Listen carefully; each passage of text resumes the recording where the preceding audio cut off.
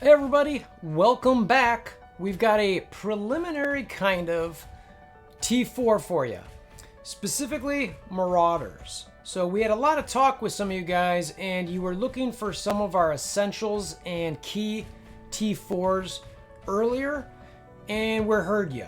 So basically, normally we like to kind of theory craft and play a little bit with the full team just to see kind of how they fully interact, especially if there's potential speed manipulation, to see how, you know, which essential or which T4s are really essential. Because sometimes one might look really, really good, and it's like, yeah, but you don't really need it. You know, you can get away, like, I mean, it's kind of like the third layer of icing on the cake. So we like to make sure we refine those, and you know, we were talking about it, and by we I mean Punk Yeti and I.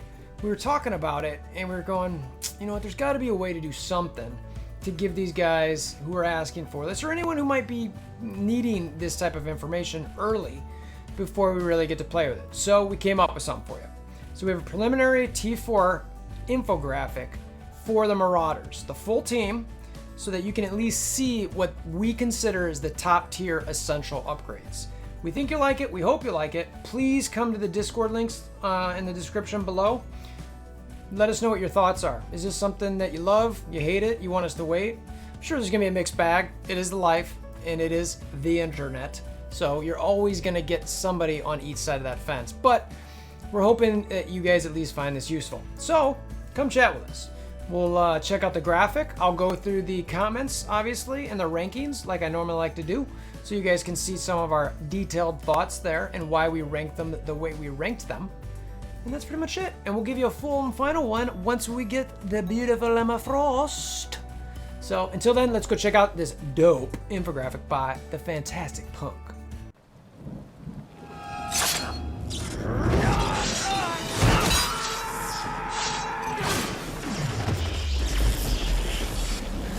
Bring me WolverThor! So let's just get the pretty thing going up there. Alex, if it's not there, Kazam! All right, is it there now? Can you see it? So that's the pretty graphic. I'll pull it up real close so we can see it as well. It's one of our standard kind of formats. We hope you guys like this particular under construction concept to it, where you can see the top portion of items. And while we're still, you know, typically, you know, there might be some changing at the top once we get this final thing, but when you really look at these things and understand the characters, we're pretty comfortable on these top ones being essential. So let's look at the real sexy close-up infographic here. So there you go. So you get to see it a slightly better, a little bit more full screen. See Sentinel in the background there. Do your wiki searching there for all that to see how that relates for those who are looking for lore. Of course, as always, we've got our positioning from left to right. And for those of you who aren't aware, the way we position these guys in the graphics is our recommendation for you guys to position your team. So you can see we've got Emma Frost on an end, on the left end, then we've got Sinister, Sabretooth, Mystique, and Strife. And if you think about why we did this, we've basically got the tank on an end, so that way, in theory, there's no minimal adjacent damage. But sometimes you like to avoid chains, and you'll sometimes have a tank where a Mystique is. In this case, Mystique, who ideally can be hidden while he's taunting here, will be able to break any chains. So you've got Mystique next to him, and then next to Mystique, you got Sabretooth, because in theory he should be healing, so he can be in one of the middle spots. You got Mr. Sinister, it's very similar, and then Emma, who you want away from any tank and splash damage as much as possible. So you've got her kind of at the other spot there. And that's pretty simple, not anything very complicated with this setup, but if you're wondering how to position them, this is our recommended positioning setup from left to right. Okay, so now look at some of the sexiness down here. You'll see, like I said, we've got the characters. The red is showing you the essentials, the yellow, or not the yellow, but the orange. Those are our really goods. And you can kind of see we've got 9 ranked right now. We've got 7 in the essential category, and we go through what characters it are. I'll talk about that in a second when they detailed write-up section.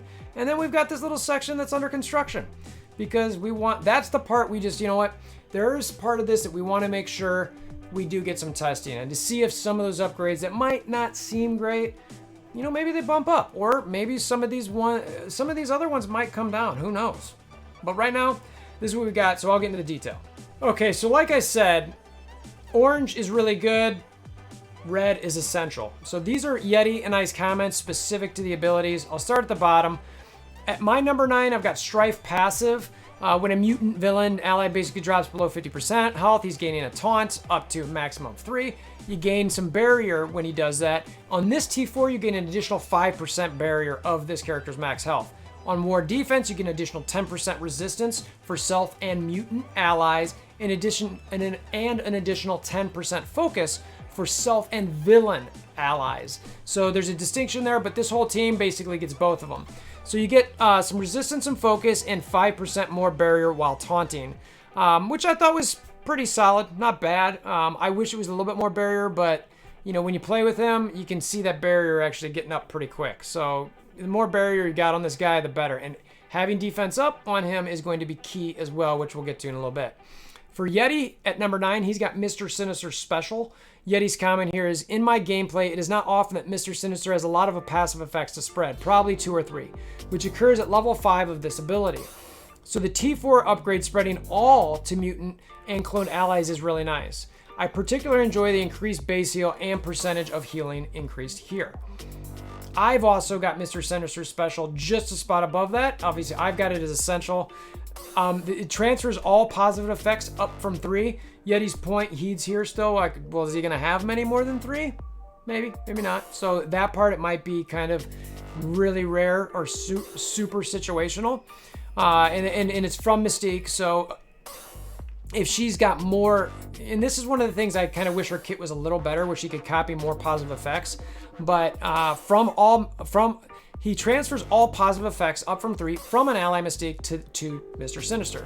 And then you spread all these positive effects from character to all mutant or cloned allies. And then you get some additional heal, 500 HP, which is nothing.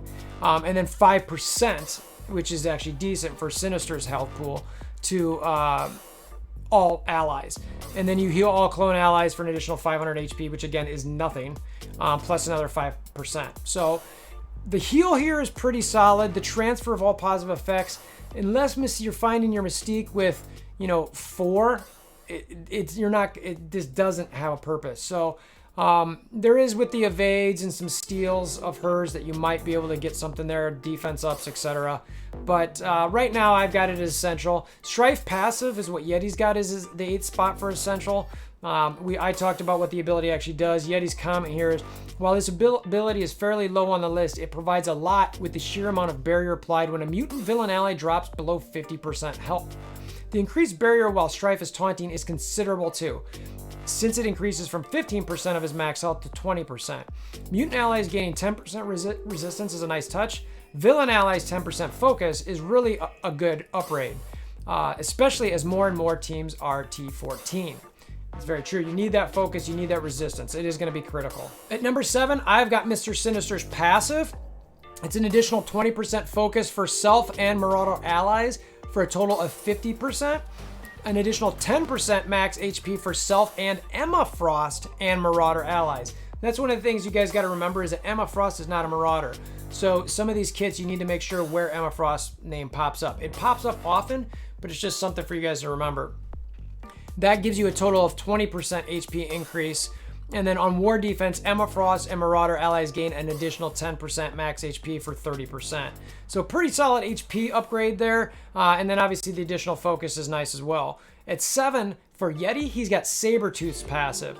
Sabretooth is definitely the primary damage dealer of the team, and with this T4 ability and with this ability upgraded, he's 100% assist with the other 3 Marauders. A total of 15% health heal is no small thing every turn 2. So I get into this at 6, so I'll comment a little bit here as on Sabretooth's passive. On turn, it heals an additional 5% max health for a total of 15. And then on the non-attack abilities, it gives you a 10% more a chance to assist. So like Yeti mentioned, it's a guaranteed assist. Now I will say, like, my Sabretooth is only 2 red stars. I've been very terrible luck with that. But like Yeti mentioned, he is the key damage dealer for this team. So this ability, in my opinion, could go up or down based on your red stars a little bit. For me, even though I ranked it essential, since I only have 2 reds, I debated it a bit, but at the end of the day, it's kind of like, well, you want them to help hit anyway, so I threw it in there. At number 6 for Yeti, he's got Mr. Sinister's passive, which I already covered on my end. Grants 20% more focus, 10% more health on war defense, another 10% more health to the entire Marauder and Emma Frost team. Mr. Sinister really offers a ton to this team, and he's right. We just crisscrossed a little bit on our abilities there, but we had them in the same general section. So coming at number 5, Mystique's passive for both of us. On spawn, an additional 50% chance to gain evade. So this is a guaranteed evade. And it's nice if this can be kept until you get Sinister Special. So Sinister Special turn 2, you get to take that evade and put it on everyone. It can be really disrupting if you're able to get that and spread it around. On war defense, if Mr. Sinister is an ally, an additional 50% chance to assist on non-attack abilities, which guarantees an assist. So there is a potential here, if you T4 this passive, that she's always going to assist. So that's pretty nice. You really like that. Now, does she actually gain or steal a buff when she assists? If you go to msf.gg, you will see she does not. I think this is a big mistake, in my opinion. I think this would be dramatically better if they actually allowed her to steal one, or at least copy one positive effect. The max that you're getting for this Mimic Strike, which is her basic to copy, is 2. And then it's so weird that it's still only Magneto she copy all positive effects, not Sinister. I really think that there should be a Mr. Sinister there, and or when she assists, you're able to copy more positive effects, which would make way more sense for Mr. Sinister Special. Yeti's comment here, gaining evade at spawn is nice, but not the real value of the upgrade. This team has a fair amount of non-attack abilities, and Mystique is a primary damage dealer of the team. One thing to note is that on this passive attacks, if you have Mystique basic T4, she will not copy enemy positive effects. So that is, like I just covered, it's something to make sure that you understand. Coming at number 4, we both have Mr. Sinister's ultimate. It's +1 to all levels of this character's clone, which basically gives the clone the T4s. So this is critical. So if you clone somebody, you want that clone to be able to use the T4s. This ability does that. So Yeti's comment, this is the ability that makes every clone target operational and is an absolute staple in war defense and elsewhere when you use Mr. Sinister. It's that simple. If you're going to use this team, if you want to invest in this team at all, you have to have this upgrade. Next up, and we've got the top 3, which you're probably not surprised by, and these are the ones we haven't been able to test yet because they're Emma. But coming in at 3, Emma Frost passive for both of us. Strife thanks Emma for this. Helps keep him alive and kicking. On war defense, you gain an additional 50% chance to apply defense up for 2 turns to all mutant villain allies. So this is basically the guarantee to put off defense up on war. I originally had this at the number 1 spot, but I was like, you know what? If you're really using her or Marauders somewhere, you know, outside of war, then that's not necessarily the top essential, but it is absolutely one of the top essentials for war, if that's really why you're building this team. So it's very, very critical, obviously top 3, but make sure if you're using her elsewhere, that might be why we have these other, well, that is why we have these other 2 above them when we get to them. Yeti's comment, I rank this ability a little lower since it's war defense specific, but the defense up for 2 turns for all mutant villains is astounding for this team to hold up well in war. The real meat and potatoes of this ability are in the earlier levels. Right? Agreed. Totally agreed. So number 2, Emma Frost ultimate. We both agree. Clear all positive effects up from 3 from all enemies. Mind control the enemy or ally character with the most damage to attack the primary target for an additional 25% chance to control a second character. So the T4 here goes from from 3 positive effects to clear from all enemies to all of them. So you're wiping out all positive effects on enemies. That is amazing. Up from 3, you never know. 3 is a lot, but if they have any more than that, just get them all off the board. Get them off the board. And on top of that, this also guarantees the second mind control. Similar to Loki's special, when you get that second hit coming from whether it's the highest damage person on your team or the enemy team, that guarantees that second hit. I think that's absolutely critical. I love it. And then the controlled attackers gain an additional 15% damage for a total of 40% additional damage off for this attack. Which again, 15% damage for whoever the cloned enemies are, that's fantastic. Yeti's comment, clear Clear all positive effects on the enemy team. Yow! Taking the 2 top damage dealers of the battlefield other than the target and mind controlling them to do even more damage. This ability is sick. I expect this ability to be an instant hit for everyone who unlocks her. Totally agree. Absolute must when you do this one. And then coming in at number 1 for both of us is Emma Frost's special. Clear all negative effects up from 3 from self and all allies. Notice I just said all allies, because that means you can use this everywhere in the game. Raids, Dark Dimensions, whatever you want. Apply immunity to all mutant villain allies and self, and then it's up from 3. So again, clear all negative effects instead of 3, and then applying immunity to all mutant villain allies and self instead of 3. So you would have only been applying that immunity to 3 characters, basically. This guarantees all 5.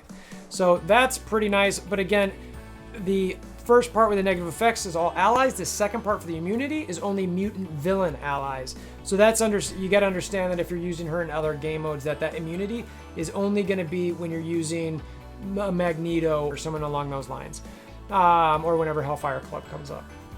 And Yeti's comment for this ability: this is the ability that resets the expectations of the combination of Marauders and Emma Frost. Clearing all negative effects and applying immunity to all mutant villain allies is backbreaking for the teams that have been enjoying success against this team, like AIM. And that point right there that Yeti makes is why Marauders are going to become such a pain in the butt team on defense. Because AIM was one of their easy counters at the moment, and because of this ability, when she clears anything that's on them and then also puts immunity, forget about it. They are just... as AIM, you're going to start losing your characters because you don't have any negative debuffs on these Marauders anymore. So this special is critical to get rid of the main primary counter to the Marauders team at the moment. So that's the list. So let's do the outro. So that's it. So that's our introductory T4 list for the Marauders. Again, we'll come out with a final one once we get to play. But this we felt was really important to get out. We wanted you guys to see it. We wanted you to know what was going on in our minds for, the top, whatever it would have been. It could have been 2, could have been 4. We ended up doing, 9? And where you had, I think, 8 essentials. So we were like, yeah, we got to get this out. We got to share this with people. It's almost half of the team's abilities, which is crazy. That is so many T4s. So if you're thinking about wanting to upgrade these guys, you did want to make sure to look at something like this, where you're like, okay, how many T4s? 100, 200, 300, 1,000? It's like, oh, all right, all of a sudden you got to start stacking up a ton of T4s, depending how much you want to put in this team. If you got high reds on this team, when a Strife, a Sinister, Sabretooth, build them up on war defense. They are going to be a pain in the butt. So what do you guys think? Come by the Discords. Let us know. Links in the description below. Always appreciate you guys coming by and chat with us. We always like to hear from you, different opinions. Sometimes we take these things into account to try to shift anything that we're working on. You might bring up something maybe we didn't think about. We want to hear those things, so come chat. So until then, you actually got to hammer down on that like button, subscription bell, notification button, share with aunts, uncles, cousins, nieces, nephews, grandmas, grandpas. I don't know, maybe. Up to you. Until next time, hope you have a wonderful day.